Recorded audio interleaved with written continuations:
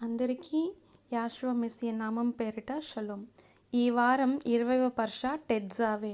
టెట్జావే అనగా ఆజ్ఞ, నీవు ఆజ్ఞాపించుము అని అర్థం.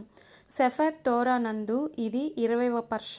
అలాగే సెఫర్ షెమోత్ నందు ఇది 8వ పర్ష. టెట్జావే పర్షాని 7 అలియాలుగా విభజించడం జరిగింది. మొదటి అలియాను గురించి తెలుసుకుందాం.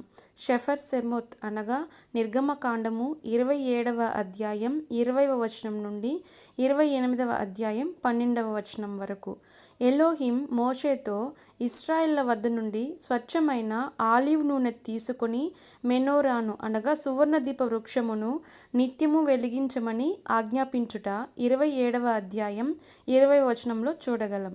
మరియు ఎలోహింకు యాజకత్వము చేయుటకు అహరోనును అతని కుమారులను పిలిపింపమని వారిని నాకు ప్రతిష్ఠించమని ఎలోహిం మోషేకు ఆజ్ఞాపించారు. మరియు మిష్కాన్లో సేవ చేసే యాజకులు మరియు ప్రధాన యాజకుడైన అహరోను ధరించవలసిన ప్రతిష్ఠిత వస్త్రములను కుట్టవలనని ఆజ్ఞ ప్రజలకు ఇమ్మని మోషేకు ఎలోహిం చెప్పినట్లు ఈ అలియా వివరిస్తుంది.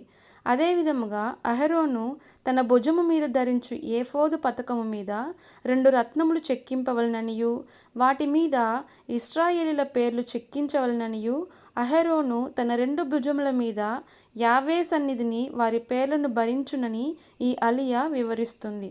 ప్రియులారా, ఎలోహిం సన్నిధిలో ఇశ్రాయేలీల పేర్లు మాత్రమే కాక సమస్త మానవుల భారాన్ని భరించుటకు యాషువ గారు ఈ లోకమునకు వచ్చినని వాక్యం సెలవిస్తోంది.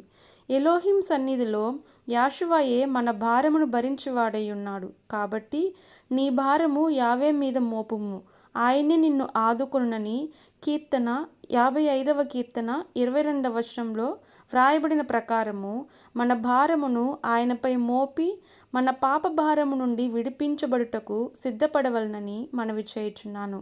అందరికీ యాషువ మెస్సియ నామం పేరిట షలోం.